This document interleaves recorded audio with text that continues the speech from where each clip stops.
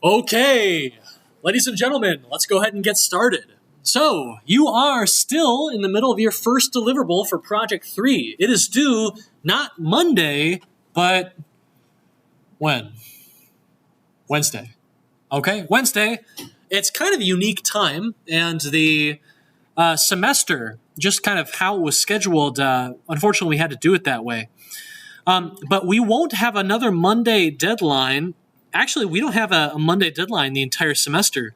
Your final P3 Gold deliverable will be due on a Friday, which is the final day of the course for you. You're going to have your showcase that day. We've got about 4 or 5 weeks until then, okay?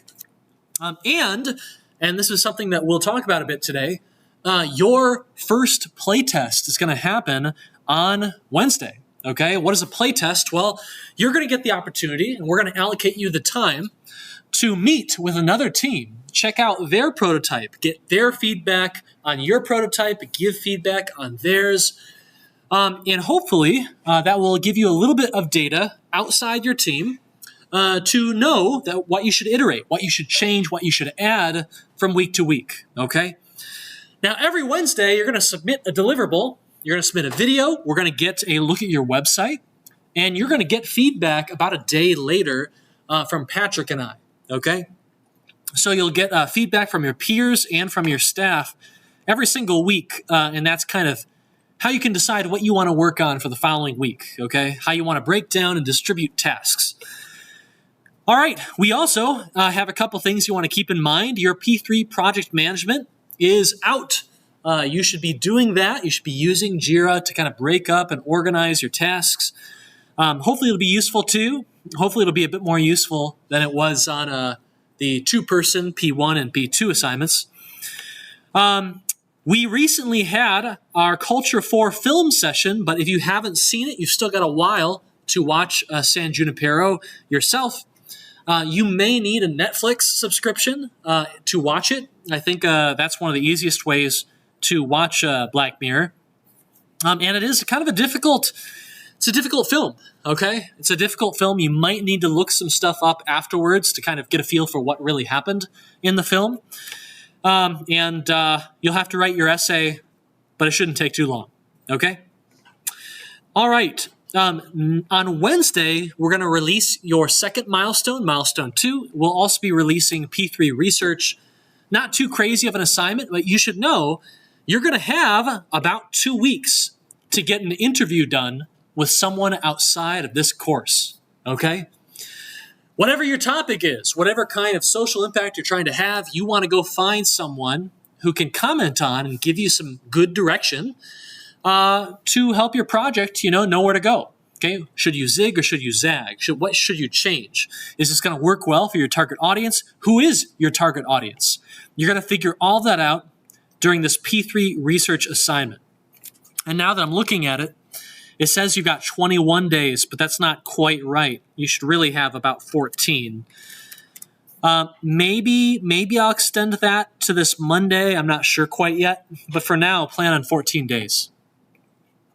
Okay? So I've got a company for you, and this is kind of a cool company. They do a lot of things. They are in Royal Oak, so not too far away. You can see their building pretty prominently when you're just driving through Royal Oak. They're a company called Vectorform. They are a general-purpose technology company, and they will do whatever you want to pay them to do. Okay? That's how actually a lot of companies exist and survive. Now, when you click on the link, when you go to vectorform.com, you'll see this, okay? Hello, we're now launched by NTT Data, okay? This is basically what happens if you've got a successful company in many cases. You can either grow that company organically yourself, or what did Vectorform do in this case? And you know what they did just by seeing that little splash screen. We've changed our name. There's a new company involved, NTT Data. They sold to another company. They sold out, right? Oh my goodness, how could they do that, right? They gave up their independence. They sold out to another big company. Actually, that happens all the time. Sometimes it works out well, sometimes not so much. Vectorform was a company that was very successful, building all sorts of things for different clients, okay? The clients that they have are fairly diverse. Let's take a look at what they got. Mitsubishi, DTE, okay? If you own a home around here, your utility company is DTE. If you want insights into how much power you're using at any moment, you can download something called the DTE app. And it will give you a lot of analytics on exactly kind of what in your house is drawing power. It's pretty cool what your bill's expected to be. DTE isn't much of a software company, it turns out.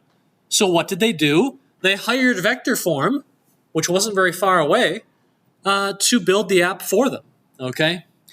Now, you won't know that. If you look at the software itself, they don't take any credit at all, okay? It is one of those kind of behind-the-scenes companies. If you have a big company, but you don't have a big software department, you might hire them to build whatever you need, okay? And so, anyway, apparently they did a good enough job to sell out, and yeah, I'm sure their founders made just a ton of money on that, and good for them.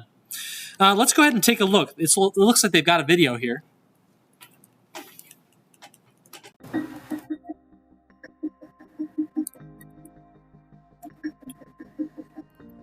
So if I could use 3 words to summarize my experience working with Launch, I think it would be engaging, exciting, and collaborative. Trust for sure, partner in the future. And that's what we want. We want somebody we can trust, somebody we have in the future, and that is a partner, not a. I think I would say out of the box, that's sort of 3 words, but in a way, I think all the projects that we've worked on included, some at least thought-starting designs, and I think that's really important because it gets people to understand what's possible and illustrates where things can go. If I can summarize launch in 3 words, I would say partnership, innovative, and caring.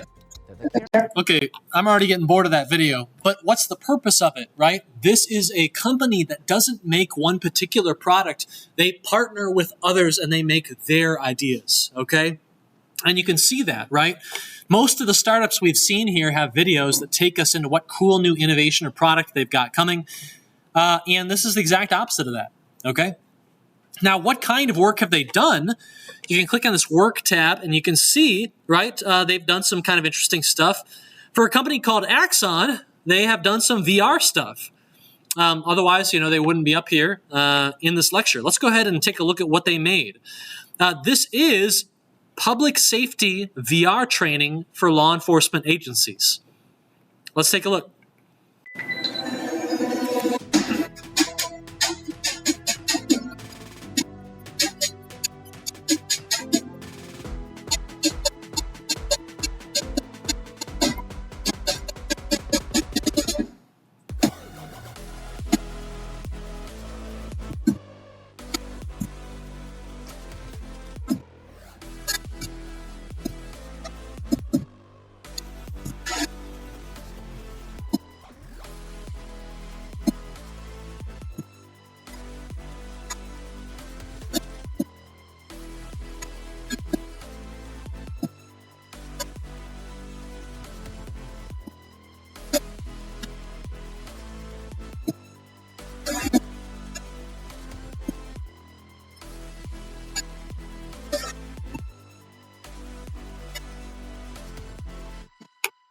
Okay. I have no idea what Axon does. I would suspect there's some sort of public kind of municipality supplier company, and they hired Vectorform to make this virtual reality training application. Law enforcement, right? Very, very consequential, very, very high stakes profession, and you can't mess it up even once. Otherwise, huge consequences for you and for others. So, makes a lot of sense. You've got analytics you saw in there, tracking, right? So you can kind of keep track. If you're an instructor, you can keep track of how your students are doing, how they're improving over time. I would suspect you can customize and randomize certain things. Anyway, for each of the clients they work with, they will have a pretty luxurious trailer, and they'll have a lot of data and stuff because they want to convince you as another big company that Vectorform is the right company to partner with. Looks like they've done stuff maybe with New York City or some sort of entity within New York City. Look at this. This looks like it might be an AR app. Immersive medical education for migraine treatment. Okay? Who do they work with? DWA's CME agency. I have no idea what that is, but they're making a HoloLens experience. Okay, let's take a look at that.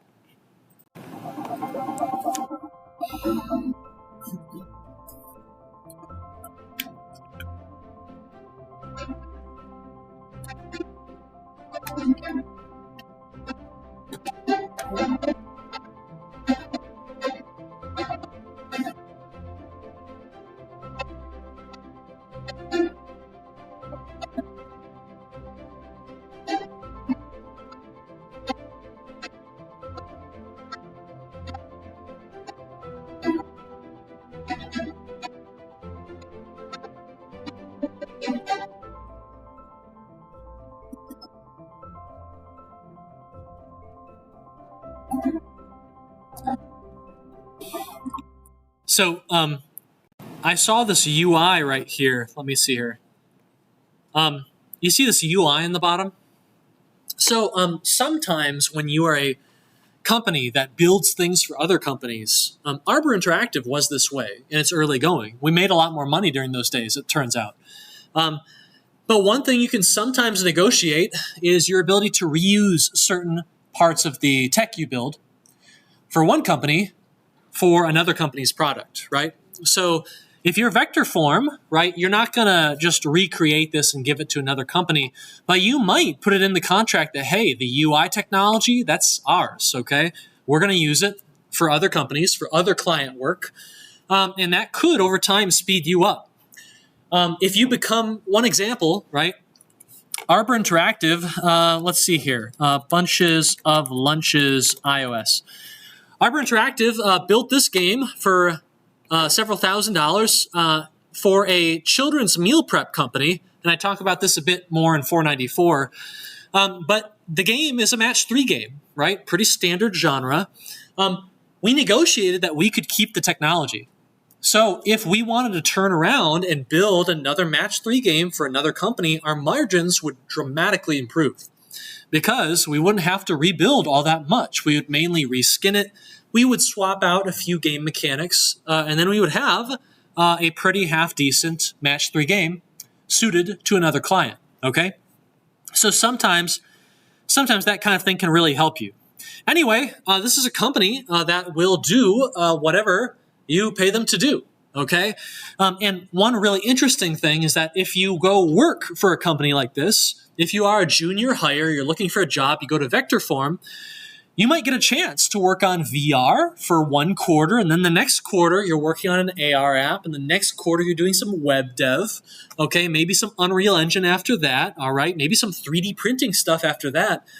The company, in a way, it's a little bit volatile because the company is always doing different kinds of projects, but that could be a really great thing for you if you're looking to wear a bunch of different hats and build your knowledge base with a bunch of different technologies, okay? Before maybe you leave there and you go work at a company that just focuses on what you want to focus on, if you want to, okay? Anyway, a pretty cool company. It is hard to say what their social impact is without focusing on 1 or 2 of their products, but that is definitely a very viable business model. It's not always the most romantic or exciting business model. Why? Because a lot of people, they get into XR, they get into game dev because they love these topics, right? But if Cartoon Network comes to you and says, hey, we want to pay you a little bit of money to make the next licensed game in 3 months for a new show that no one likes yet, maybe that's not so exciting, even if you are making a game, right? So you are giving up a lot of control over what you will be doing in exchange for a more viable path to profit and sustainability as a business, okay? And that's a trade-off that you have to keep in mind. I didn't really enjoy making that match 3 game all that much, okay? Not my favorite genre, not my favorite topic or theme, but it made us some good money, okay? Eventually, I decided I didn't really need that anymore. And now I just make whatever I want. That's why financial freedom is really important, okay? Make sure you're budgeting, make sure you're investing when you can. Okay, so let's go ahead and I want to show you something, okay? Eventually, we're going to talk about the topic of technology and hype, okay? And when you are dealing with new technologies like, AR and VR, my plea to you is that you keep everything as honest and real as possible. Never try and sell people on something that doesn't really exist. And I'm going to show you a fun video that does exactly that, okay? Make sure what you're doing really does matter.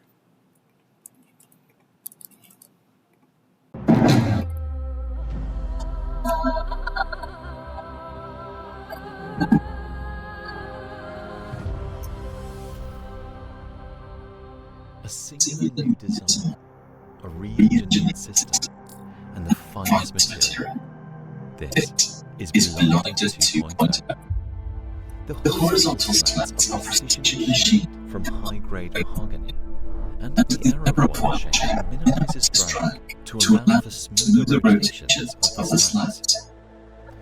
The new Blinder 2.0 combines the fundamental qualities of a true load treatment with revolutionary machine learning technology.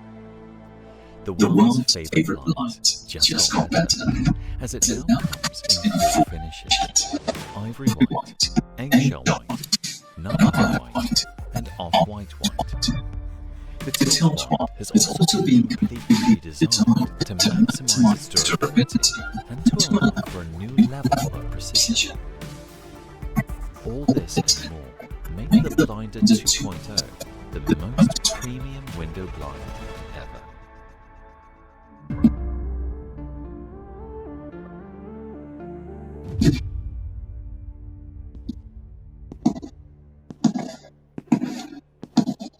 Hi, I'm Eric Wayne, founder and CEO of Blinder, and I'm here to talk about something very exciting for the company. As you saw, we just launched our new series of window blinds, and that's just the beginning. Because not only is the Blinder 2.0 the most innovative window blind ever, it is also saving the Earth. Blinder's commitment to the environment spans everything we do, and that includes our window blinds themselves. Beginning last year, our made-wood slats are made with 100% recycled wood. And for Blinder 2.0, we're using 100% recycled cords as well. Actually, we're doing something even better. We know that our customers have been accumulating lift cords because they have to replace our blinds for every software update we push.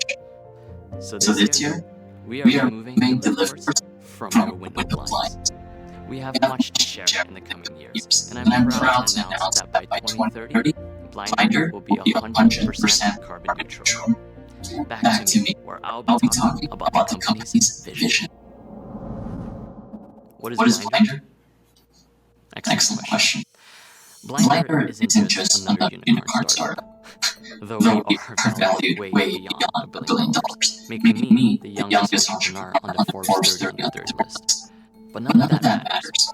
Blinder isn't just about window blinds and industry-leading software.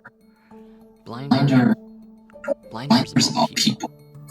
Blinder is about trust, security, and privacy that make a difference, transforming the world as we know it, making the world a safer place through AI-enabled retargeting optimization and precise resolution.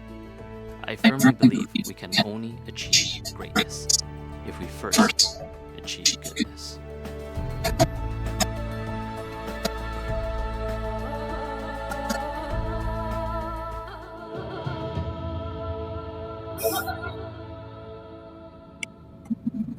Okay, right. So this entire skit is about the idea of technologies sometimes being oversold, right? I have a blinder right here, but this isn't just a blinder. We are saving the Earth with this blinder. Okay, the ridiculousness of it all is obvious. But my advice for you, when you are building something new, when you're building your P3, try and stay as grounded and earnest and honest as possible, okay? Try not to oversell what you're making. And if you say to yourself, well, the thing that I'm making isn't that important, then it might be the case that we want to make something else, okay? Or we want to think a little bit harder about who we're making it for and why we're making it, okay? And so just be honest, okay? We don't need to save the entire world with our P3s, all right? Keep that in the back of your pocket. This can get much worse. This right here is a joke, but this kind of thing exists. You saw it with Juicero, and you're going to see it in a much worse way during our final lecture of the course, okay? So look forward to that. All right. You should know about the success of recent AI, okay? AI is changing the way that we create immersive environments, or at least it is looking like it will within the next few years, okay? There are actually new versions of this that are much more impressive. Let's see. But basically what we've got here is we've got these kind of 3D-ish panoramic 2D images that are being created and subbed into a VR experience. This is kind of like 3D video. You can't translate yourself through it, right? So it's only 3 degrees of freedom, but you can rotate around and look in it like 360-degree video. But that's not it. That's not all. So this is, I believe, a tool that allows you to basically interact with an AI agent, and they build you a game. Now, it's not a super impressive game, but if you made this within about the 20 seconds that it took the AI to make this, I would still be impressed, okay? So let me see here. Create and edit 3D objects using AI. Rotate all the meshes. Okay, they rotated them. Add physics to all the meshes. Okay, and they fall, right?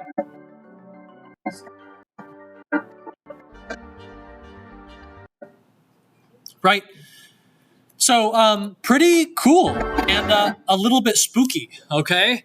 I'm thinking about creating a new 3D interactive art course.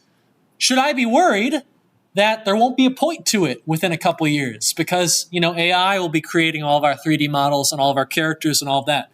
What do you think? Should I be worried? And I've got a yes back there. Let's hear it. Why? Because they are pretty, like, they're way faster than what humans can do. Way faster than I could ever be. But I've also seen a no. I think that AI could be something that you integrate into the course, Yeah. but there'll always be the need for reliability. You can never trust an AI to do something perfectly as you would a human. Yeah. So. So in the short to medium term, right, we will probably be able to generate 3D models and 3D art that is vaguely but not entirely what we want. So the ability to get into that model and fix things up is really important in the short to medium term. That's what a lot of the other studio heads I talk to do. We've got professional artists who will start, they'll generate 10 AI sketches for their 2D concept art, and then they'll go in and fix things up to get them just how they want it.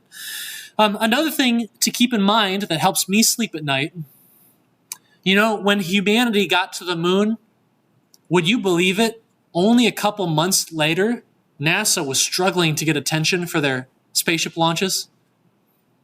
It seems the only thing that's truly infinite in the universe is humanity's boredom, okay, and their desire to do the next cool thing. So, of course, now the moon is completely boring and everyone wants to go to Mars now. And at the moment we get to Mars, what are they going to want to do? You want to leave the solar system. And then we want to go to Andromeda. What's the big deal? Why not, right? And so the moment that we're able to easily generate 3D art, our course is simply going to require that, and we're going to ask you for way more, okay? We're going to do entire games in one semester, okay? And it's going to look incredible. That's how it goes, I guess. So I'm not super nervous. Expectations increase, but that's been the case forever. I wouldn't worry too much. My plea to you, I think you'll be okay so long as you don't ignore all this new stuff. Don't ignore this tech. Don't ignore these advances as they happen, okay? See how you can use this new technology, how you can employ it. There are a lot of interesting ethical debates going on right now, and those should be had. But please, in order to have those debates, you have to experiment with, use these technologies. So please do, okay?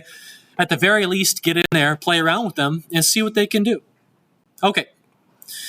So, it is backpacking time, all right? And I want to quickly shill some of my other courses, okay? I'll make it pretty fast. You've been using Unity and Unreal in these courses, okay, in this course.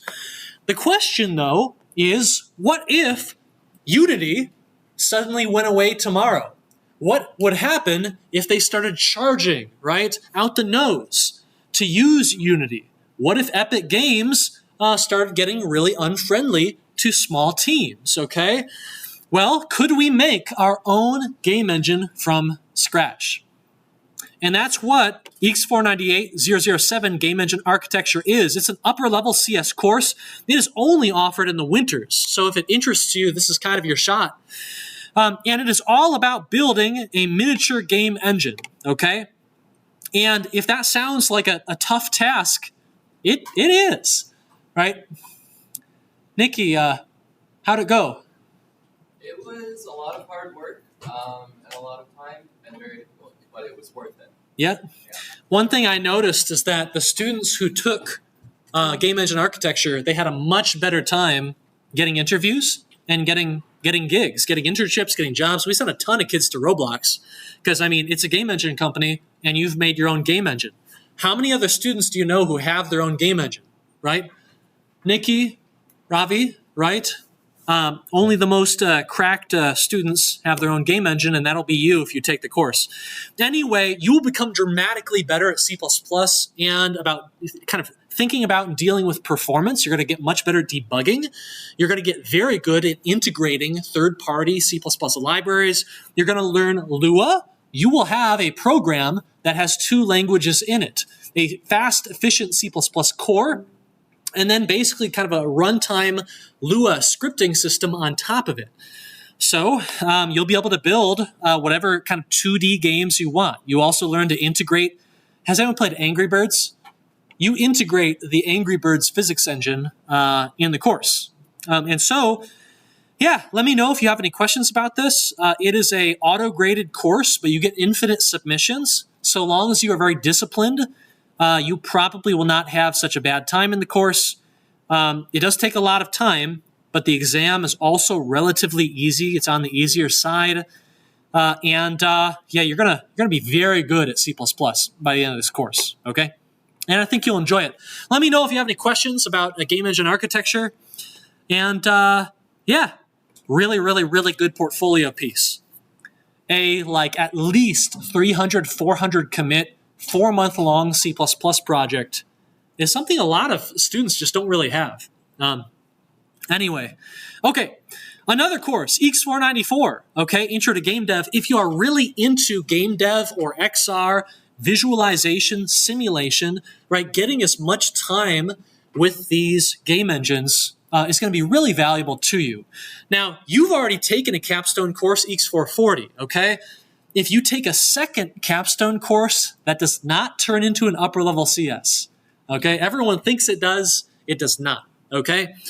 However, it might still be valuable to you if you want to build out that portfolio, if you want to get really, really good at Unity, okay? In this course, you get a bit of time with it, a couple cool projects, but in EECS 494, we go much deeper. We go into the design patterns. We go into, how can you make sure your game projects are going to scale in a way that keeps them manageable? How are you going to write them in such a way that your team can really effectively use your code base, right? And we also focus a lot more on game design and UX in that course. It's a bit more work than EECS 440, but it won't be as difficult because you've already taken and have some knowledge of game engines, okay? Anyway, both of these courses students tend to like them a bit more than EECS 440. They've been around a bit longer. EECS 494 has at least. Anyway, so let me know if you have any questions about that. I think you'll have a good time. Oh, I forgot. When you build your game engine, it has kind of this style of progression to it. It is, right, you start with a text adventure game. You then build kind of a 2D version of that using STL. We then move on to integrating physics. And in the final 2 weeks, you get to add a custom research feature to your engine, okay? So you do get to kind of customize your engine and make it your own over time, okay? Anyway, yeah, let me know if you have any questions about those two. If you want to be on a big project team, has anyone heard of SolarCar? SolarCar, did you know that students get course credit for being on SolarCar? Well, we've got a similar thing for a game studio. So Wolverine Soft Studio, you can get course credit for participating, and you get to build a big Steam game. Really good for the portfolio. You'll build it over the course of the entire semester. You'll have like a 20 to 30 person studio, which will teach you a lot about organization, production, version control. Okay, you think it's bad with like 2 or 4 people on your team? Try 20, okay? How are you going to deal with that? You'll learn a lot, okay? And you don't have to be an engineer. You can be an artist. You can be a producer, a game designer, whatever you want to do. They've got a lot of really cool stuff, a lot of great previous projects that you can actually go online and play if you want to. Let me know if you want to learn more about that. You can always just go to this link right here, okay? Anyway, does anyone have any questions about all this stuff? It is my mission in my career to create as many opportunities for learning about game dev, XR, and all of that as possible. And I'm doing it as fast as I can because it's not going to be of use to you so much once you've graduated, right? You can always audit my courses if you want to. I'm working on new courses as fast as I can, and you know about one of them already. Hopefully that'll be here within a year or two, okay? I think it will be. Okay, any questions, comments? Okay, you can always ask me later or send me an email or anything like that, okay? So last time, we talked about the topic of XR, game dev, and business, okay? And we got this feel for something we call an ecosystem, okay? And of course, the most famous ecosystem of all time, right here, okay? Your smartphone ecosystem. In particular, Apple really did a crazy good job with their ecosystem, a crazy lucrative job. But you can find this anywhere. You can find this in theme parks, okay? You build the super expensive ride, Space Mountain. It's the same cost. I mean, it earns the same revenue as the teacup ride, right? They're both free. Once you get into the park, though, the whole point of Space Mountain, as expensive as it is to pull people into that theme park, that ecosystem, where you can then make money in 1,000 different ways, okay? I'm talking the gift shop. I'm talking the turkey leg, right? All those eateries, special passes, photos, all that good stuff, all right? Same thing happens with a game console, okay? Nintendo is in a very nice position, okay? A very nice position in the games industry. Why? Well, they can spend a ton of money and a lot of time making fantastic Mario games, but then this isn't the game that makes all the money. This is the game that makes all the money, okay? Because the margins are so much better. You make an incredible product to pull people into the ecosystem, and then the ecosystem itself makes the money, okay? No one would care about the Nintendo Switch if it didn't have a ton of players. Many, many millions of players own a Switch, okay? Why does Electronic Arts put their video games on the Switch? Why do they do it? Why does Activision do it? Why does Microsoft put Minecraft on the Nintendo Switch? Yeah. Yeah. There are tons of players with a Nintendo Switch, and we want to make money from those players. In exchange, what do the companies give to Nintendo for the privilege? You make $100 on a Nintendo Switch sale. How many dollars are going to give to Nintendo right now on that sale? Is it 30? Yeah, it's about 30. Yeah, now that changes. A lot of really big, important publishers get sweetheart deals from Nintendo. Right, so Nintendo really wants to make sure Call of Duty is on Switch, right? So Nintendo will say, hey, Activision, we're only gonna take 5% from you if you put it, but you have to put it on Switch, okay? We'll only take 5% or 0%. But in general, right, Nintendo focuses super hard on creating a good ecosystem, and then the ecosystem itself just prints money, okay? So the next Mario game could be a horrible disaster, but Nintendo is going to laugh all the way to the bank because Call of Duty is going to continue to sell on the Switch, and Nintendo gets a cut of all of that, all right? Merchandising, same thing with film, okay? George Lucas famously had a kind of some special logic in his contract for Star Wars, didn't he? You remember what it was? I don't remember much of the specifics, but Lucas gave away most of the box office for Star Wars. Okay? If you bought a ticket to the Star Wars films, George Lucas didn't make a whole lot from that, from what I recall. But you know what he got all of 100%? Merchandising rights. Oh my goodness, and that's where the money was. And that's why this scene exists in a movie called Spaceballs that is parroting Star Wars. Because that person right there might very well be George Lucas, okay? That's actually the director of the film, Mel Brooks. He's a character in all of his films. It's very funny. Okay, so ecosystems are really important. And these days, right, another kind of synonym for ecosystem, you've probably heard this before, it's a P word. It's not product, it's what? No one cares about products these days. It's platform, okay? Oh, you're making a cool game?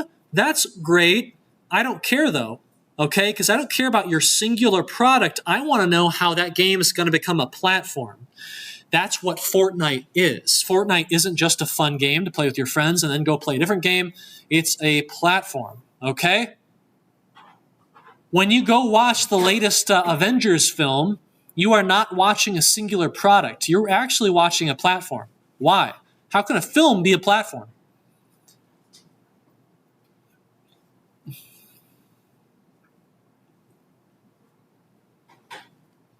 How can a film be a platform? There's this interesting thing that Marvel created. It's been lampooned, but it was very serious business for a while. Still is. It's a entire universe. The Marvel Cinematic Universe, okay? You can't just watch one film or engage with one thing, right? Hey, the new Avengers film is coming up, and if you don't want to be confused and have all your friends kind of, make fun of that, you got to go watch these 3 other films, okay? Forget about their quality. You just have to go watch them, all right? Now, that worked for a while. Not so much anymore. And you can look at, how do ecosystems fall apart, right? Ecosystems, the pieces of an ecosystem magnify the other pieces. But when things start to go wrong, that magnification works against you, okay? Anyway, all right, ecosystems, platforms, cinematic universes, okay? Wait a second. Okay, welcome to the Yarger Cinematic Universe right here, okay? Hey, you enjoyed this course? Well, I bet it would go really well with a couple other courses, okay? So now someone arrived. Hello. Did I tell you a kid at the IGDA last month told me that they knew about my course already. They weren't a student yet. They just got accepted, and that they had played through my entire game. That was awesome. So I've got them hooked now. It's working exactly the way that I thought, okay? Anyway, all right, what else do I have to say? Oh, I calculated a metric I'm calling course continuation. When I taught the game engine architecture course for the first time, 48 of the students in that course had already taken one of my other courses, which is very good news. At the very least, that helps the students understand roughly how the courses will be. Though I will say that 494 and 498 are both more polished than this course. I'm working on this course. I just need a bit more time. Anyway, okay, back to it. No more tangents, all right? So we've got this ecosystem concept under our belt, all right? And sometimes it can be a bit abusive, and sometimes it can actually be very cohesive and very profitable and good for the users. But what I want to talk about now is another way to think about your position, all right? And this isn't just about companies, okay? This is about, academia. This is about your friend group, okay? I want to talk about a value chain, okay? Now, let's say that, Timmy is here, okay? Timmy's got $9, okay? And Timmy is an engineer at the University of Michigan, okay? Timmy's hungry. What does that mean? Where do you go when you got $9 and you're kind of hungry? Nowhere? It's nowhere to eat on North Campus. Where are you going to eat? Well, no one wants to say it, but you're going to say it.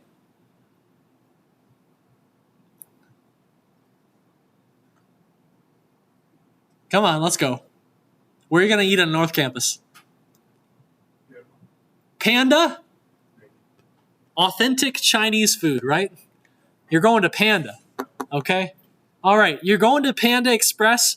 Now, Panda doesn't get to keep all 9 of those dollars because Panda doesn't do everything themselves, right? They have to pay other organizations to be able to do their job, right? They pay, let's say, $5, and this isn't realistic necessarily, but let's say that Panda, of that 9, has to give $5 to their employees, okay?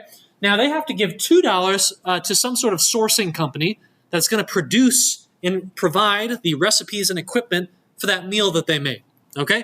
Now, the sourcing company doesn't necessarily have everything either. They might not have their own farms, for instance. They give $1 to the actual farmers, right, or whatever farming org can provide the chicken and all that good stuff. And so that's the situation. Now, a question here is how much does Panda keep right now? How much does it keep? keeps about $2, okay? Keeps about $2. Panda pockets $2 per meal. Now, Panda might be okay with that, but they might not be, all right? Because maybe they need to do some investing. Maybe they have to start gearing up, okay? Because their rival, you see, their rival has opened up their own game studio, so they need some money to open up their own game studio, okay? Wait, have you seen this? Did you know KFC makes video games? How many of you haven't seen this? Oh, you've all seen it. Okay, I won't play the video then, all right? Now, you know what's another interesting thing? What if Panda is nervous? What if Panda is talking to their supplier and they catch word that their supplier is thinking about opening up a new American-style Chinese restaurant? Uh-oh. Why would Panda be nervous about this?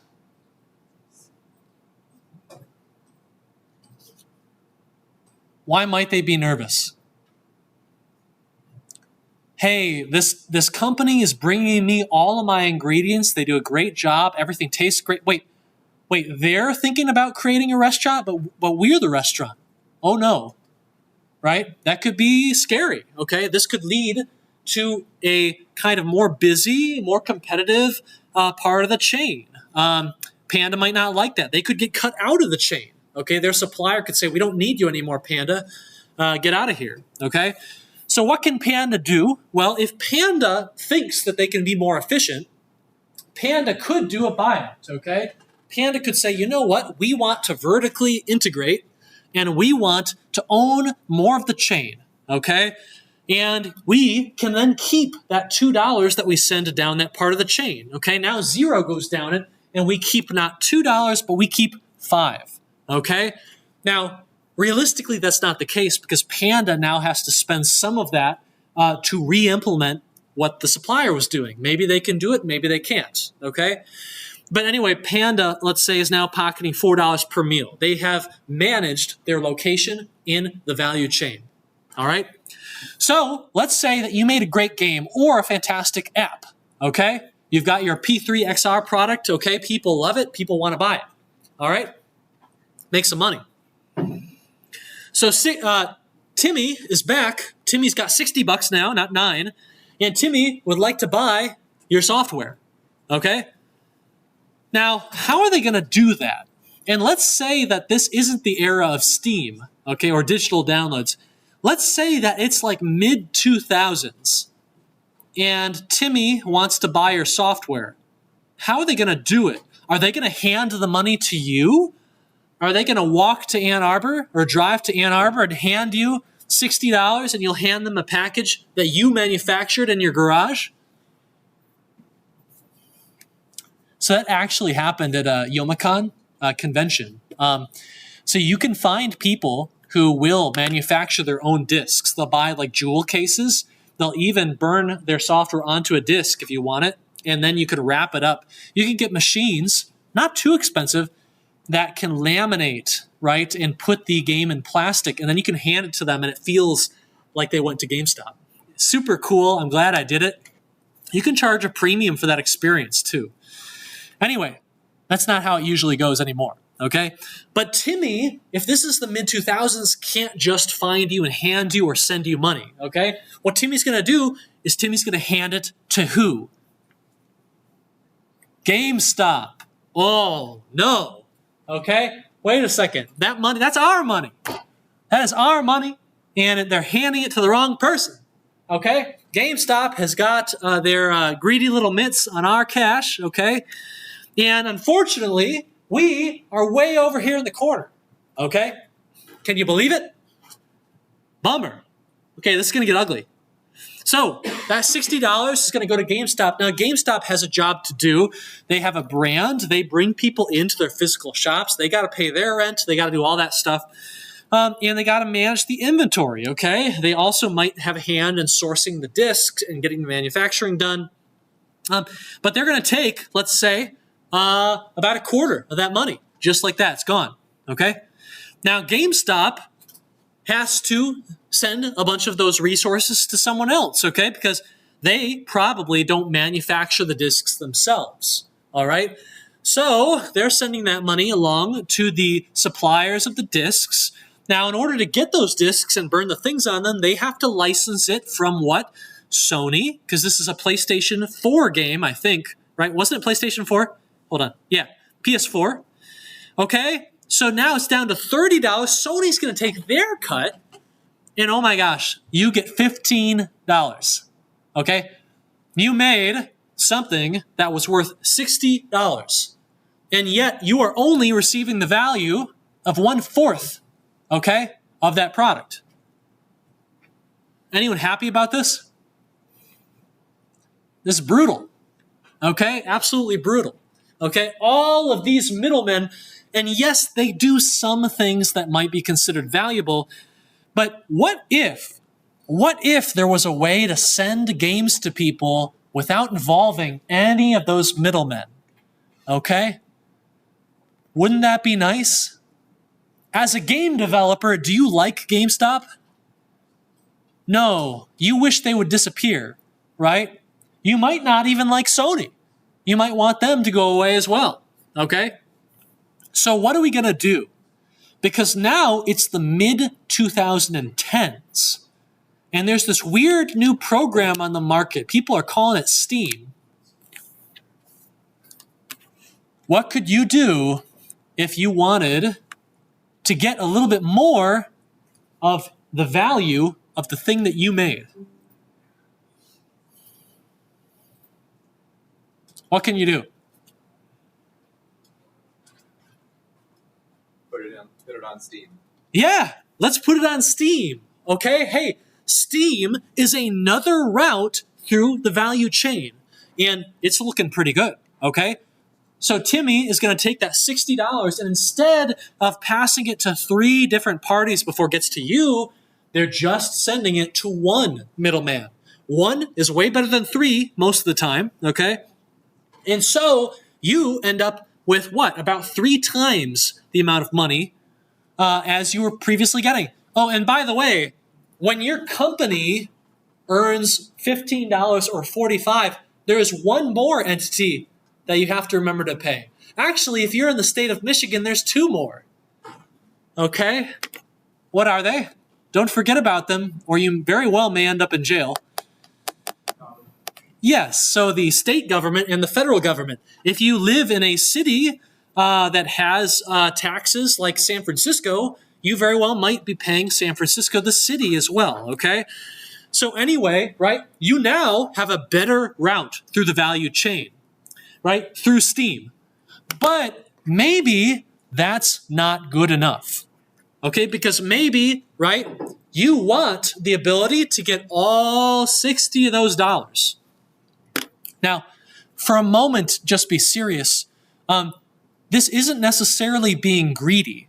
What can you do if you, from every copy you sell, are making 3 or 4 times as much? What can you do now?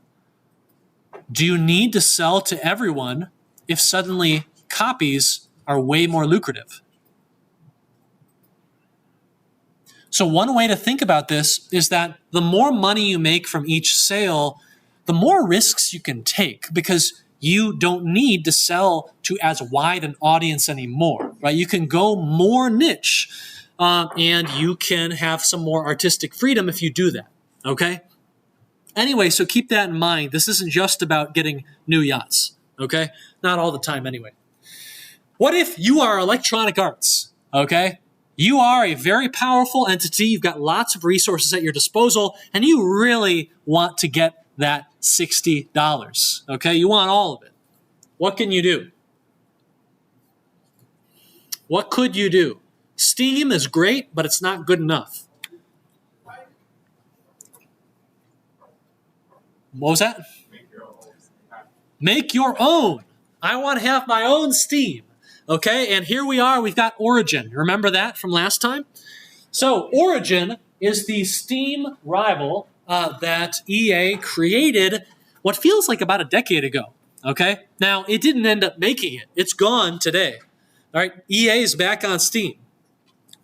But they tried to make Origin. Why? Because when it's your middleman, when it's you, when you are the middleman, you can keep it all, okay? And actually, that's not the best part. You get to keep everything from your products, from your work, but you also get to do what? If anyone else goes through your part of the chain, what do you get? You get to tax them, okay? You get to decide how much you want to tax them.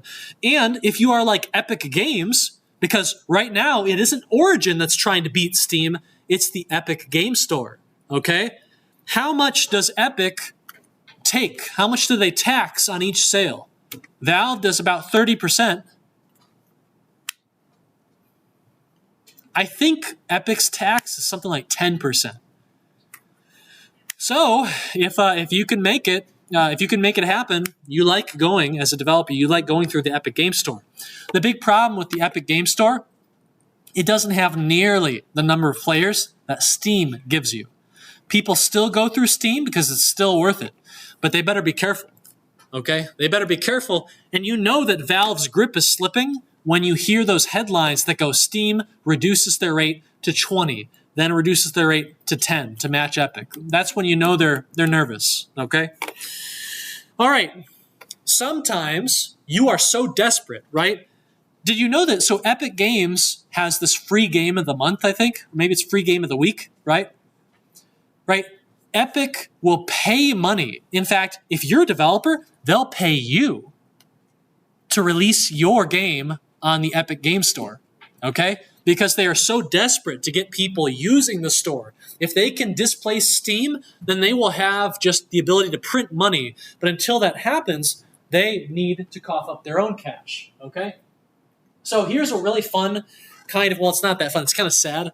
So Capcom, the legendary game studio in Japan, in Osaka, was hacked. Okay? They were hacked, which is always a very sad and unpleasant thing. But for the public knowledge, it's usually excellent, actually. So we got to see some of contracts that Google signed with Capcom. So Google had their own console, basically. It was called Google Stadia. It was a cloud streaming platform. And Google Stadia paid Capcom $10 million so that Capcom would put Resident Evil 7 and Resident Evil 8 onto Google Stadia. Okay? That's like a reverse tax, okay? But that's what you do to build up your value chain, to cement your place in the value chain, and if that doesn't work, you give up.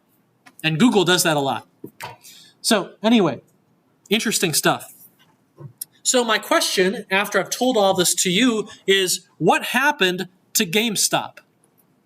Now, there's been some kind of meme activity happening with their stock price, but GameStop is basically at death's door. Have you ever gone into a GameStop? Have you gone in there in the last year? Okay, it's nothing but plushies and a sad-looking person at the register. Okay, very bored, very lonely. What happened to GameStop? Using the language of value chains, I want you to tell me what happened right now.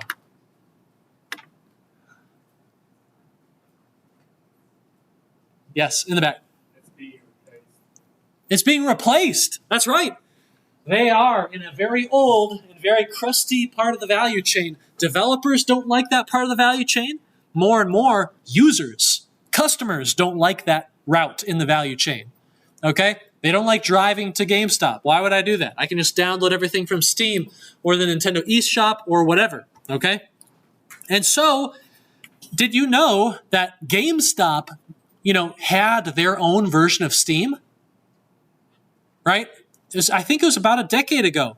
GameStop had their own version of Steam. Now, GameStop doesn't really have too many software devs, so you might suspect they bought it. They purchased their own version of Steam. It was called Impulse. Okay? Do you know who they purchased it from? They purchased it from a company called Stardock, which is 20 minutes to our northeast in Plymouth. Okay? Michigan's largest game studio. Michigan could have had Steam. Darn it. Oh well. That's how it goes sometimes, all right? Anyway, it didn't work out, okay? GameStop gave up on it. That probably sealed their long-term fate because they are now being squeezed out of this value chain, and soon there will be nothing left. They will shrivel up and die. That's just how it goes, okay? It's how it should go. All right. So, blah, blah, blah, blah, blah, blah, blah, blah, blah, Stadia, blah, blah, blah, blah, blah. Okay. So, GameStop, right? GameStop has been in a kind of long-term gradual decline, okay? They've had some really weird meme activity, but this is roughly how it's going to continue to go. Actually, hold on. Let's take a look at their stock price.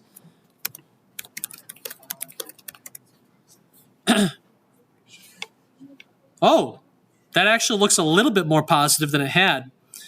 But mostly it's still kind of downhill. Maybe they recover a bit, maybe not. We'll have to see. But GameStop is not sitting too pretty, okay? They're in a kind of difficult situation. But they're not alone, okay? Macy's, Kroger, Sears, poor Sears. What happened to Sears? Anyone know? We used to have a big Sears at Briarwood Mall. What happened? What happened? What happened to all these companies? Online shopping. Online shopping. A company, a little-known company called Amazon showed up, okay? And you know what Amazon said? Amazon said, I don't think you provide much value, Macy's. Right now, people are going through your part of the value chain. They're driving to your store. They're buying things in person. But I think, actually, the future is through digital sales. It's going to go through my part of the value chain, okay? And all of these companies have suffered enormously as Amazon was proven correct, okay? A lot of people want to go through that other part of the value chain, and these companies simply weren't there, okay? Now, by the way, I want to point out, Walmart isn't up here. Actually, if you look at Walmart's stock, hold on, let's look at Walmart stock.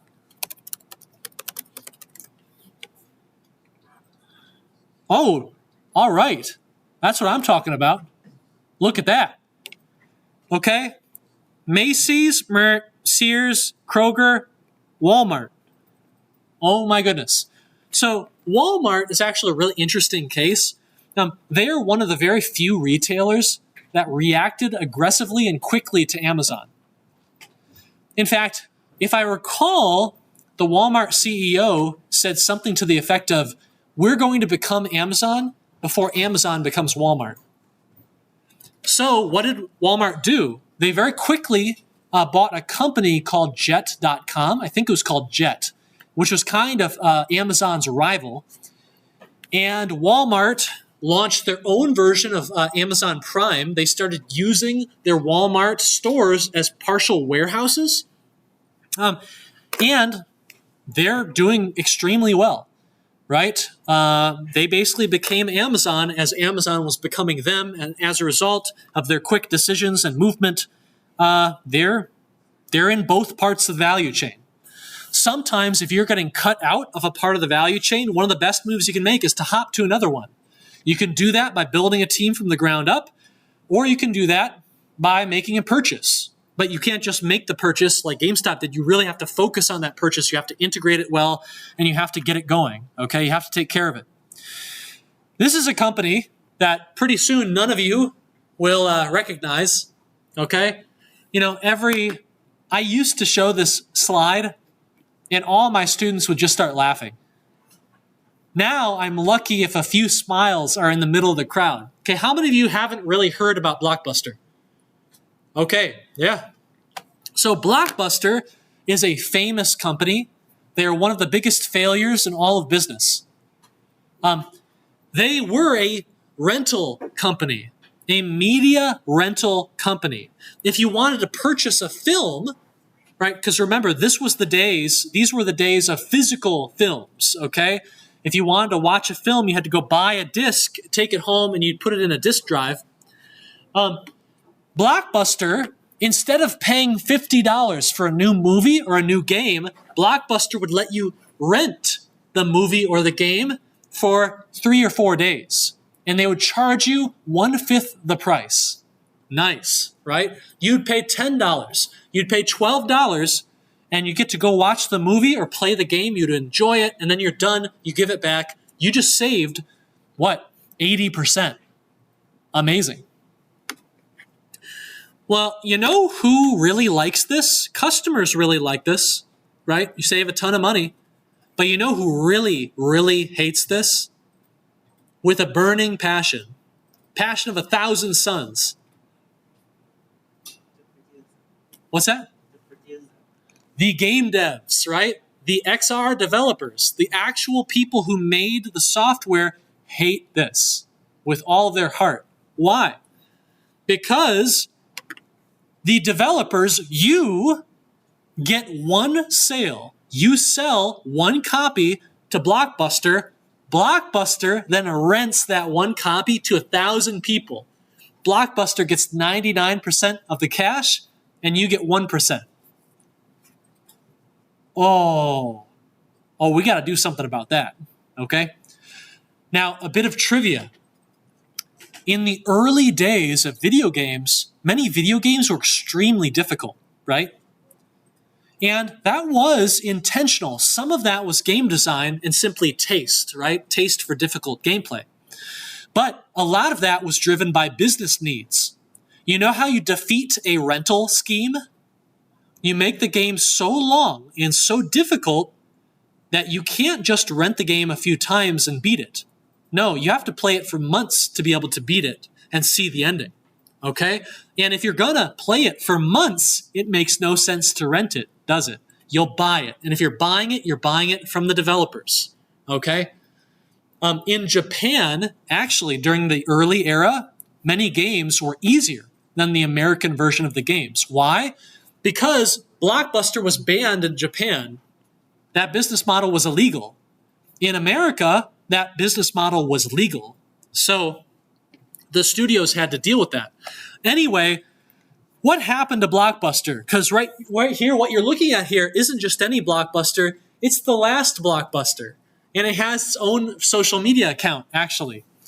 So this Blockbuster, you can rent films and games, yes, but actually its main business model these days is tours and sleepovers and birthday parties. It is a museum of a once proud company, okay?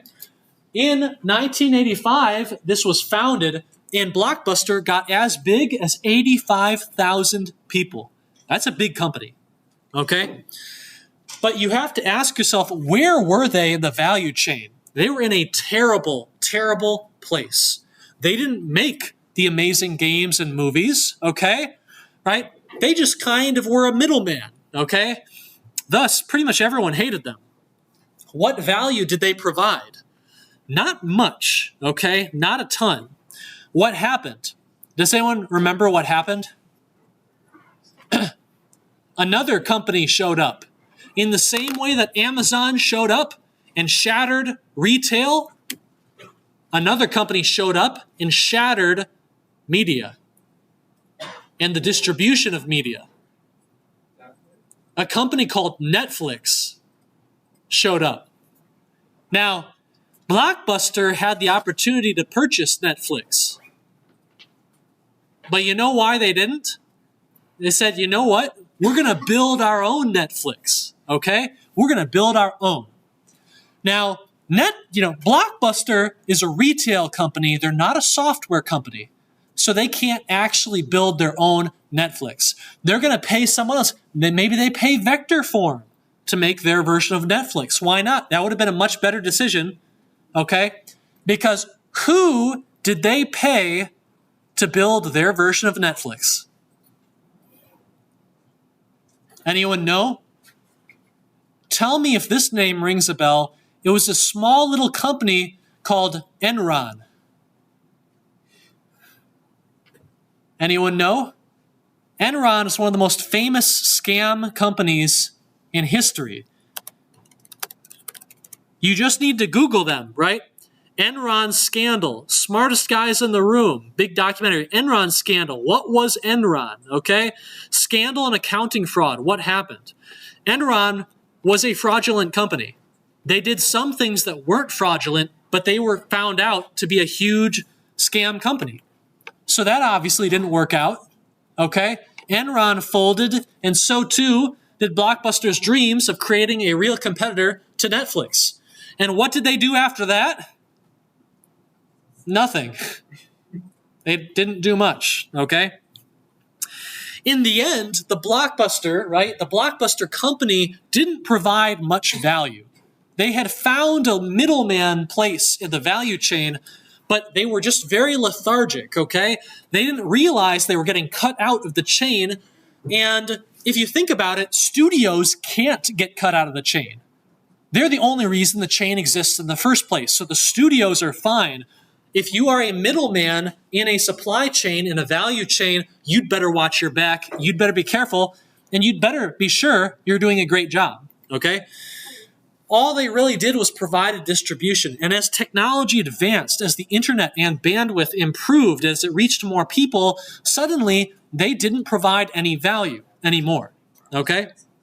And so digital delivery came, and they were cut from the value chain, and they became a very hideous casualty of some very terrible business practices, okay? So anyway, if you go to any sort of MBA, or if you talk or walk in business circles, Blockbuster is kind of the example of a company that doesn't understand its place in the value chain and isn't quick enough to jump to a new place as things are wilting, okay? So here's the takeaway. Tools for business questions, right? These interesting questions you might ask. Why did loot boxes appear? Why did EA choose to create Origin? Why didn't they just stay with Steam? Okay, why is GameStop in all sorts of trouble right now? Okay, they're probably not going to make it a decade. Probably not even half a decade, but we'll have to see. Right? All of these can be answered with those two tools. Ecosystem map, value chain.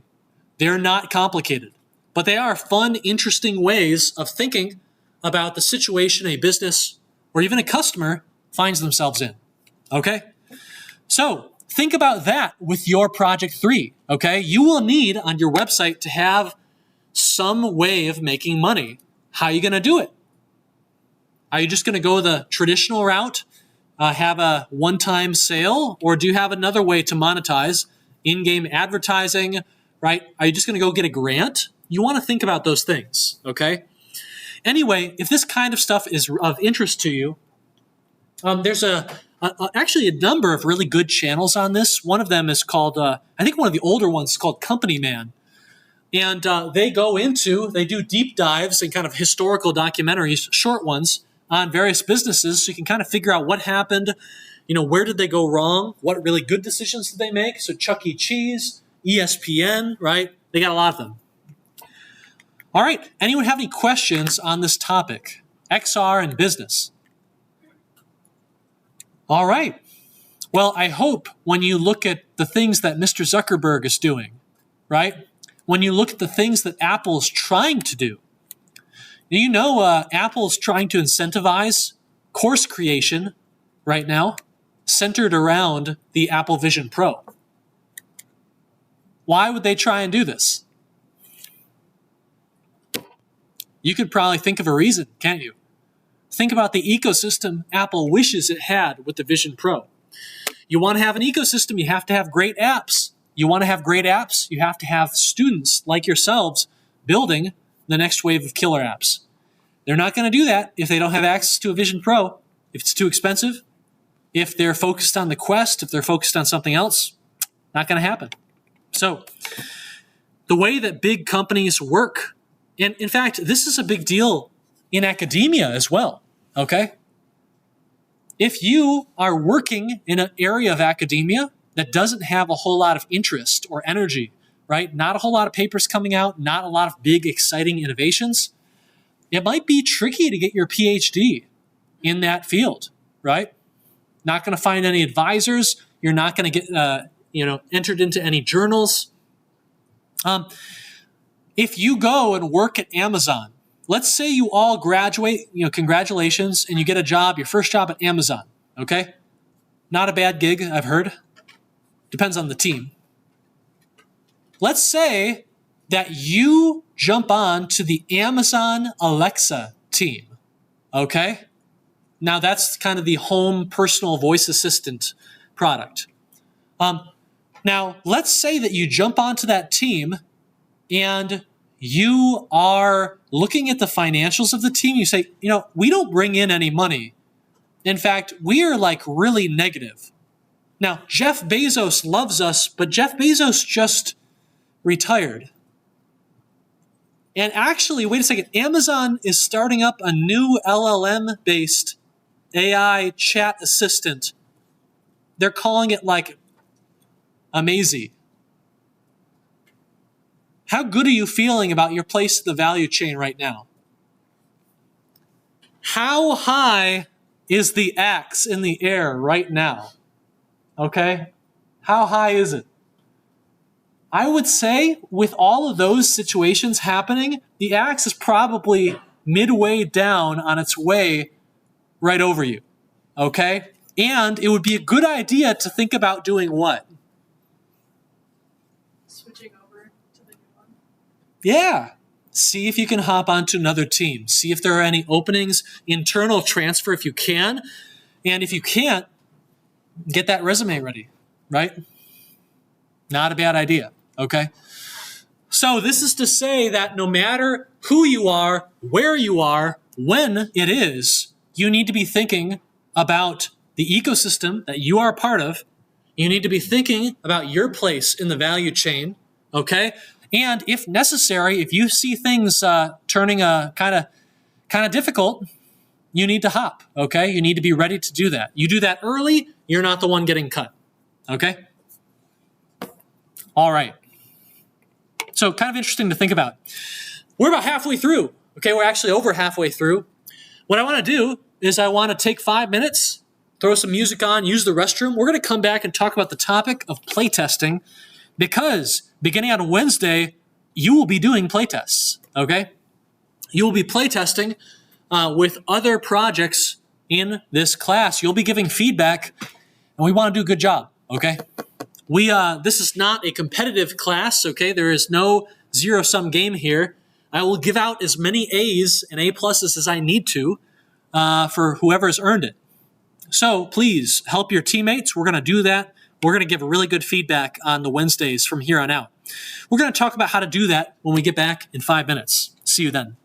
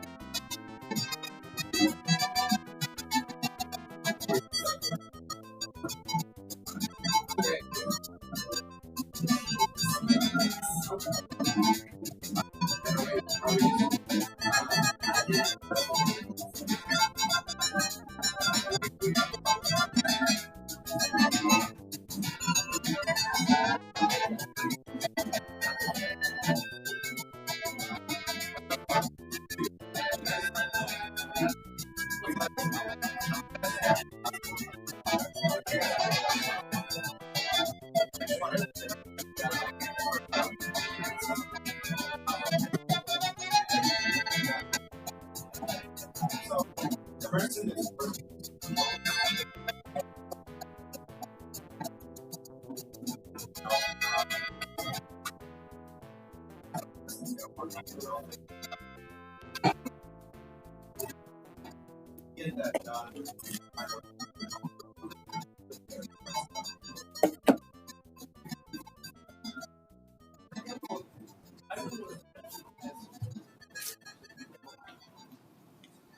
they just materials or Yeah, it's just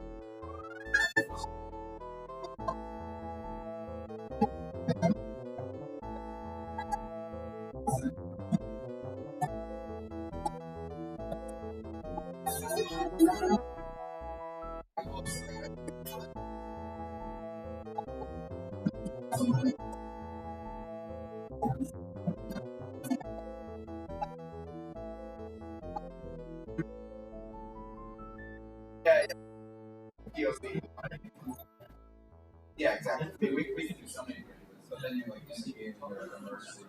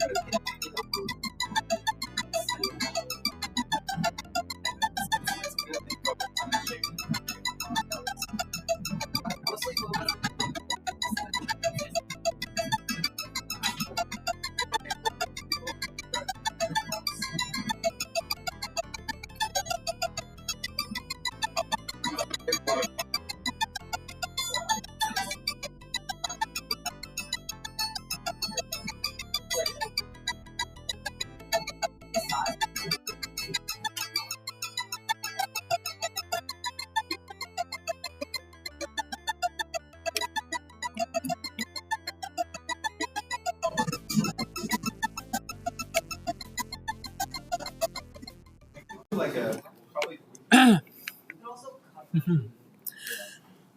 Okay.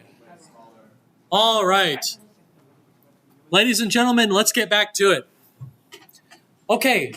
So a couple of quick notes. When it comes to the playtesting we'll do on Wednesday, and I'll make an announcement about this, I'm going to change these numbers almost certainly. I think we have more than 8 teams. I think we might have 9. How many do we have? Let me see here. P3 Studios, we got 1, 2, 3, 4, 5, 6, 7. Actually, we got 7 teams. So I am going to alter this slightly. We will end up we will end up having Team 1 and Team 2, Team 3, Team 4, and then we'll have 5, 6, and 7 meet, okay? And when you're wondering which team number do I need to meet with, this is how you will find out, okay? And you'll go find them, you'll reach out via Discord or via email, and you'll figure out when you want to meet and where. You've got the entire week to meet, and you've got some things you have to fill out, some forms and stuff to give feedback formally. But you've got the entire week to do that, okay? You'll submit all that stuff with your next deliverable. We give you this 2-hour block, okay, on that Wednesday to use that for playtesting if you want to. That'll save you some time, but you don't have to use it, okay? All right. Last thing, I showed you the website again. All these websites have the same game on them, but I think in the future I will have a different game. Remember, right, I got a bunch of stickers if you can get to the end of this game, okay? So I've got a good amount of them remaining. Let me know if you do make it, and I'll get you one of those, okay? It is really fun just kind of seeing my stickers on various laptops throughout campus as I walk around. It is stickers as a concept began, they began like 4 or 5 years ago, right? All of the courses started getting stickers. I think it's recognition, right? Something that games do so well is they reward you, right? They give you nice things, sometimes not even impactful things, but just things to make you nostalgic for that journey that you went on. Things to remind you of the difficulties that you faced and overcame. And so stickers are a pretty good idea for courses, I think. Also good advertising, part of that ecosystem, right? Apple stickers, course stickers, there you go. Anyway, so you have some playtesting coming up, and we want to do a good job of it, all right? So one quick question is, what is the point of playtesting? It's kind of expensive. It's kind of annoying sometimes, okay? You want to playtest? Well, you got to get out there, okay? You got to walk down to the Beister building. You got to set up a table maybe if you want to do in-person playtests, okay? You got to go get some hardware, move it to the right location. Things go wrong. You have to convince someone to actually do it? What's the point? You could playtest by yourself, right? Feedback. But it's not just feedback from you. Hey, I like this. I think this is awesome. Sometimes I create a 3D model. I don't create a bunch of 3D models, right? But I've been creating some. Oh, I'm going to show you my latest one, actually. Hold on. I'm going to go Sketchfab. Sketch. Sometimes I create a 3D model. I do it in 10 minutes. And I feel like this is the best thing ever. Now, it's just mediocre, right? Mediocre at best, right? For me, it's really great, though. So I'm euphoric, okay? And then my friends tell me, oh, yeah, it's okay, Austin. Not bad. Oh, nope, wrong account. Hold on, really quickly. Okay, there we go. Who owns Sketchfab? Any idea? A small company just bought them a couple of years ago. Nikki? I want to say somehow Epic Games got a hold of Sketchfab. Not just somehow. Yeah, well. A lot of green, okay? But, so Sketchfab is now part of an ecosystem, right? Epic Games is now owns the store, the distributor of all of these models, right? It'd be a shame if Unity lost access. Wouldn't that be a shame? Geez, anyway, here we go.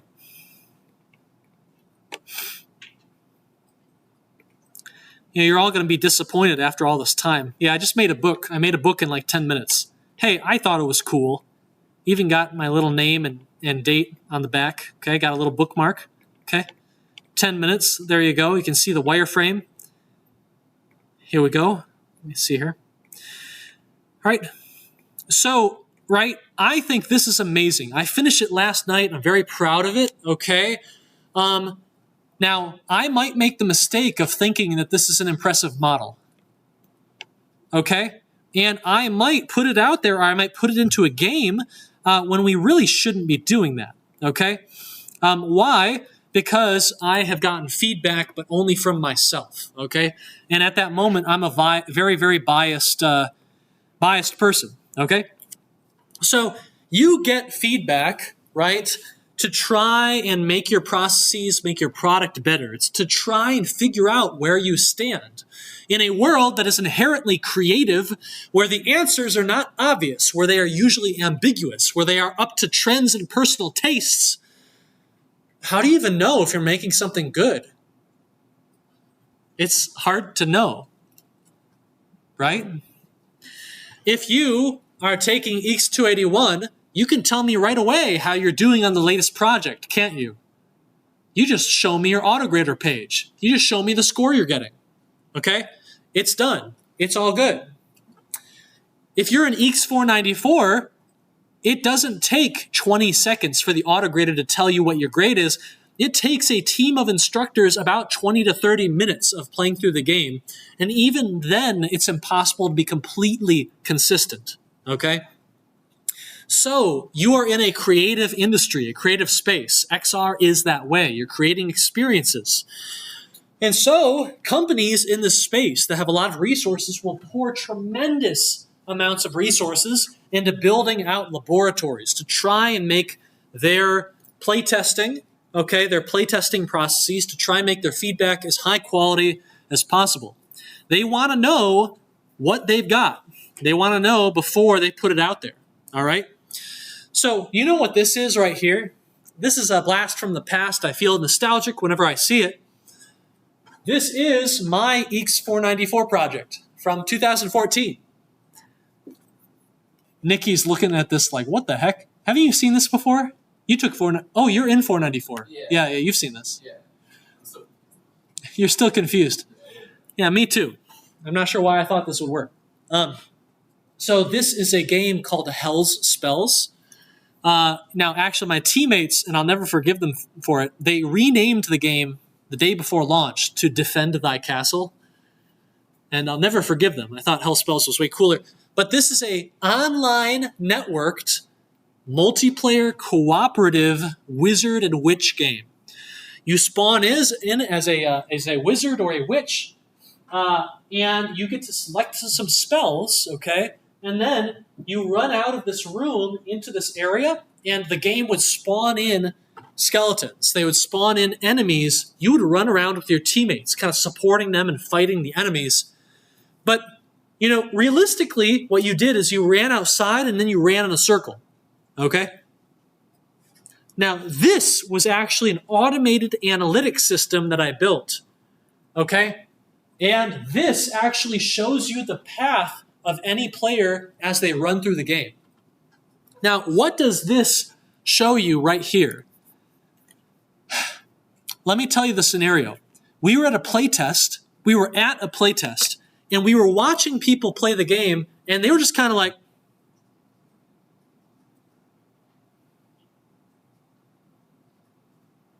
they were on a team, but they weren't talking to each other. They were playing a visceral, fighting, magic-wielding game, but they didn't seem to care. In fact, they seemed a little bored. You know what they told me when I said, hey, how's it going? You like the game? You know what they told me?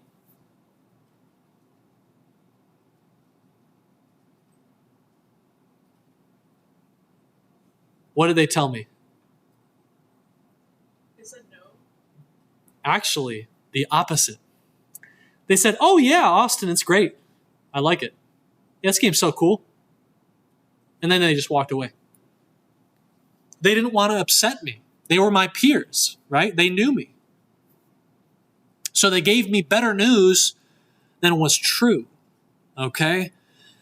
However, they said they loved the game, but everything else about the way they were playing, about their mannerisms, about their facial expression, their voices, okay? They weren't communicating. They weren't poking and prodding each other, right? They weren't having fun. And it was obvious, all right? You can't always rely on what people say. And so we looked at this feedback, we looked at this data, and we had a feeling that the game's map, the map design was compromised, okay? It was too basic. It couldn't create any interesting decisions, okay? And so what did we do? We made a new map. we collected new data. This map no longer has an obvious central area to fight, okay? The central area does have something interesting in it, okay? But what actually happens in this new version of the game, a new mechanic, if you look really closely, you'll see these little orbs that are kind of hidden around the map. If you build a beautiful, new, diverse map, you need a reason for players to explore it.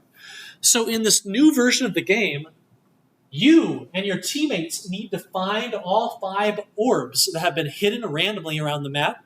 And if you do, from the heavens will descend your ammo resupply, right? Your health resupply, new spells will all descend from the heavens at this fountain, and you'll go grab them, and you can continue the fight and hopefully last a bit longer, okay?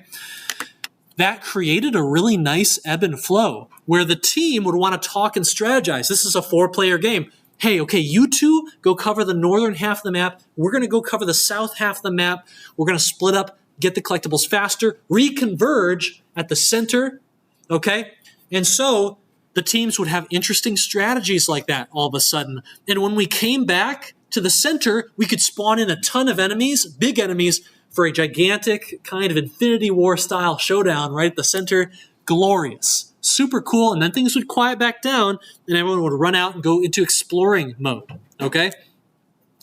It was a dramatically better game design, partially powered by a dramatically better map.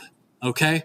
And we knew that we had to make these changes and what changes to make because we had done those playtests. And importantly, we didn't take people's word for it. We watched what they did. We watched their faces, right? And we knew something was wrong, okay? They enjoyed this version much, much, much better. Much more energy, much more talking between players. They were much more engaged, okay? It wasn't just running in a circle. And so, there you go, okay?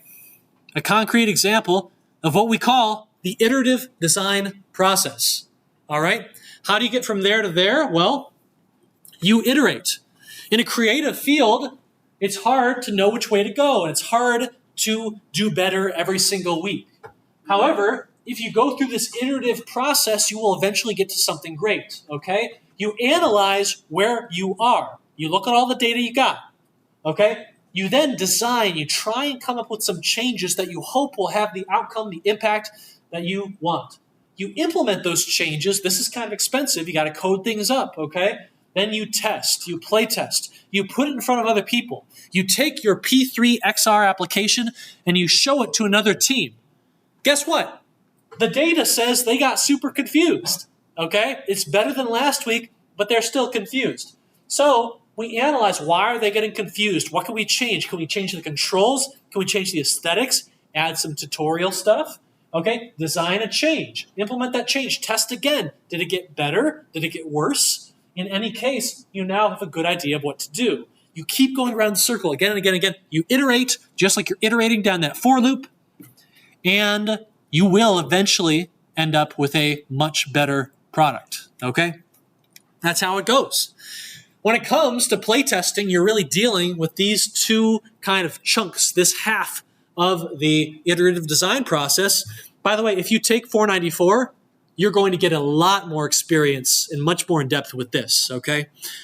Anyway, analyzing, right? Where are we, okay? Playtesting, right? Collecting the data in the first place. This stuff really matters. And it's not just design issues. You can often catch technical issues too. I love to point this out, right? We saw that our map had a problem, but this isn't related to our map design, is it? What do you see here? What do you see here? Those arrows are supposed to show us where players are walking. There's no jumping in this game. What's going on here?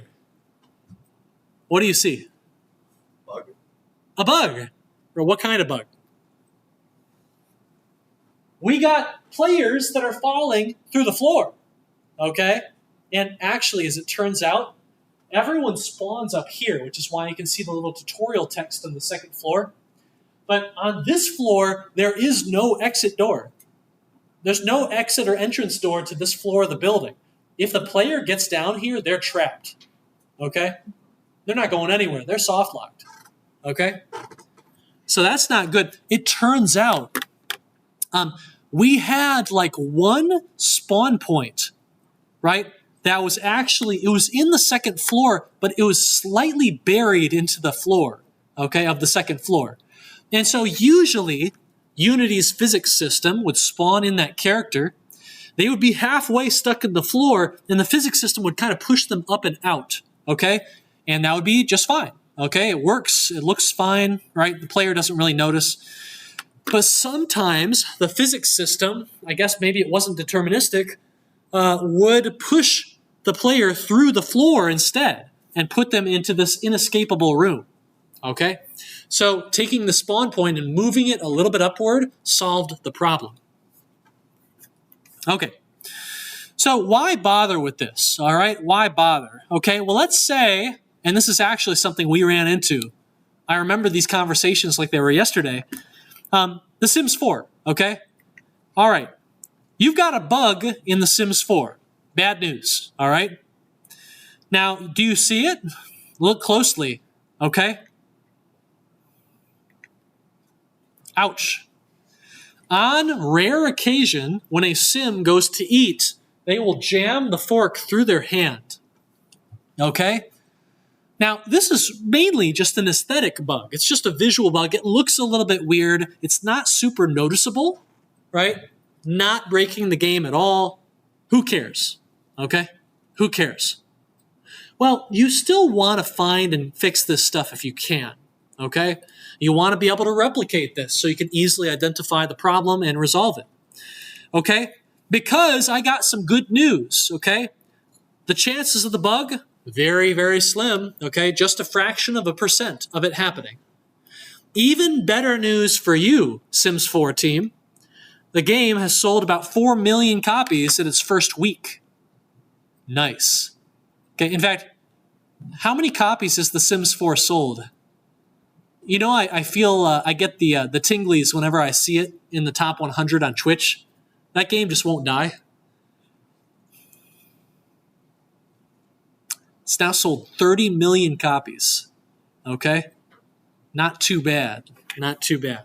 And I'm going to whip that stat out every chance I get. Anyway, 4 million sales. That's really good news. But combine these two facts and we have some bad news. What bad news do we have? A lot of people are going to get the bug. Uh-oh. Yes. This bug is super rare, but many millions of players are playing, okay? And they're going to play every day. And that bug is going to show up a lot, okay? 4,000 instances of the bug, probably in reality far more, okay? And while many of them won't be noticed, that is definitely enough to get noticed by headlines, right? Pretty soon we got headlines. Sims 4 fork glitch is random as hell, okay? And, you know, it's not the end of the world, but that creates the impression that our game is buggy. Now, our game was buggy. That's just how it was, but we really don't want to create the impression of that before we can fix it, okay? We had a lot of performance issues, too. So I just told you that in game engine architecture, the upper level CS you're all going to take, you create a C++ core to your engine that's very fast and efficient, and you layer Lua on top of it. Lua is pretty fast, but it is a bit slower. It's a scripting language. It's meant to be really easy to use. You can build a lot of content on top of it. Well, on The Sims 4, we had a C++ core, and on top of it, which language did we use? We didn't use Lua. So The Sims 3 used C#, kind of like Unity. We used Python, and I think Python 3. And goodness, we had some performance issues with Python, okay? It was a huge problem, actually. There were entire meetings dedicated to what are we going to do about Python, okay? We can't make it go any faster. We're trying to run this game on a potato, and all these old computers that our fans are going to be using, it's going to be a disaster, okay? And I think it was for a while. Anyway, okay? All right. So the last thing I want to, the last thing I think I want to express to you is a really powerful idea here. Okay. I want to give you a scenario. You tell me what's wrong with it. Okay. Now, congratulations. You've got a team. You got a team on P3, or maybe you've got a startup. Okay. You've got your own XR studio. Okay. Now, one of your colleagues, one of your friends, one of your minions comes up to you one day and says, hey, don't worry about this project. Don't worry about the game. Don't worry about your VR app. It's awesome. I play tested it last night myself. And I love it. It rocks. Okay? Your teammate has told you they just love this project. How good are you feeling right now? Ship it. We're done.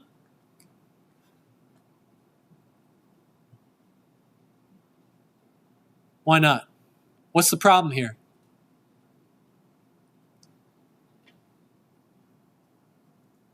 If there are problems, they don't want to fix them. That's right. Nikki, I'm so happy that you love the project we've been making, but I think you might have a little bit of bias because you're the one making the project, right? It would be pretty bad news for both of us if it were actually bad, right? And so, right here, we have an issue of confirmation bias, okay? You really want to get feedback from external parties in a diverse variety of sources so you can understand the state of your game or your app truly, okay? I'm going to show you a famous clip from a very pretty famous comedy movie. It's called Dumb and Dumber, okay? For context, Jim Carrey's character would like to have a relationship with the co-lead here, and he is looking for a particular answer, okay? Let's see what happens. What do you think the chances are of a guy like you and a girl like me ending up together? Well, Lloyd, that's difficult to say. We really don't... Hit me with it. Just give it to me straight. I came a long way just to see you married. Just least you can do is level with me. What are my chances? Not good.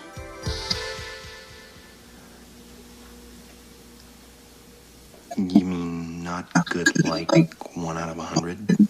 I'd say more like 1 out of 1,000,000.